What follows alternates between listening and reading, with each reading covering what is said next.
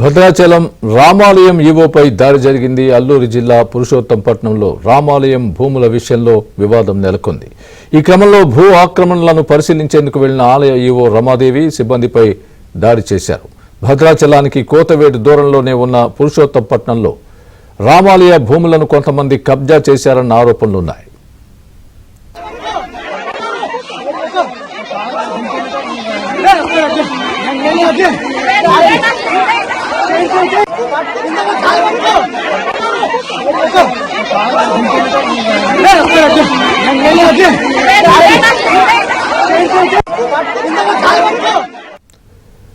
ఇదే అంశానికి సంబంధించి పూర్తి అప్డేట్ మా ప్రతినిధి నవీన్ చెప్తారు. నవీన్, స్వామి, భద్రాచలం రామాలయం ఈవో రమాదేవిపై భూ ఆక్రమణదారులు దాడి చేసిన ఘటన కలకలంగా మారింది. దక్షిణాయాజుగా బాసిల్చిన భద్రాచలం రామాలయంకు ఆంధ్రప్రదేశ్ రాష్ట్రం అల్లూరు జిల్లా ఎటపాక మండలం పురుషోత్తమపట్నంలో 900 ఎకరాలకు పైగా దేవుని మాన్యం భూములున్నాయి.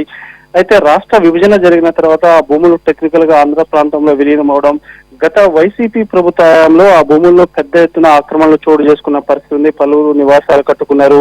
అదే పరంపర కొనసాగుతుంది. గతంలో ఆంధ్రప్రదేశ్ రాష్ట్ర వానర సేన కూడా దీనిపై హైకోర్టులో కేసు వేయగా హైకోర్టు కూడా ఆ భూములు రామాలయం చెందుతామంటూ కూడా తీర్పు ఇచ్చింది.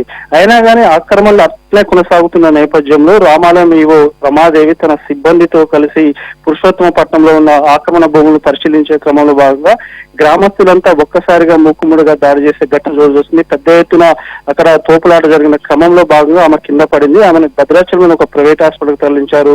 ప్రస్తుతం ఆమెకి చికిత్స కొనసాగుతున్న పరిస్థితి. మొత్తంగా చూసుకున్నట్లయితే ఈ ఘటన మీద ఇప్పటికే అక్కడ స్థానికున్న భక్తులు కూడా ఆగ్రహం వ్యక్తం చేస్తున్నారు.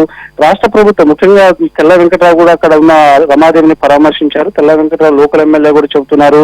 రెండు రాష్ట్ర ప్రభుత్వాలకు సంబంధించిన దేవాదాయ శాఖ మంత్రులు, రెవెన్యూ మంత్రులు దీని మీద స్పందించి వివాదం లేకుండా రెండు రాష్ట్రాలకు విడిపోయినా కానీ రామాలయం భూముల విషయంలో ఆక్రమణ లేకుండా చర్యలు తీసుకోవాలని, ఈవోపై దాడి చేసిన వారిపై చట్ట ప్రకారం చర్యలు తీసుకోవాలని కూడా ఇక్కడ భక్తులు అదేవిధంగా స్థానికులు కూడా కోరుతున్న పరిస్థితి ఉంది.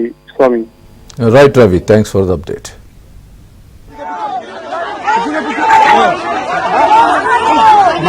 వాటర్